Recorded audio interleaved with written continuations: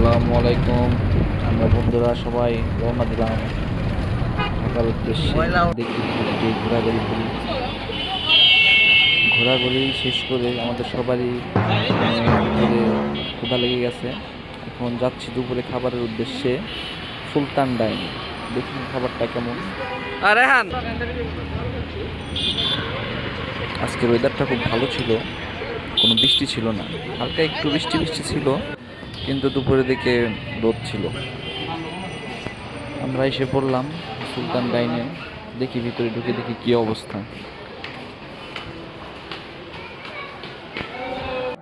গেটের বাইরের ছবিগুলো সুন্দর।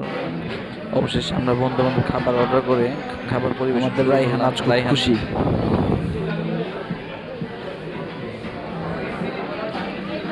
খাবার মোটামুটি ভালোই ছিল। খাবার শেষ করে আমরা চলে আসলাম বসুন্ধরা শপিং মলে। দেখি এখানে একটু ঘোরাঘুরি করি।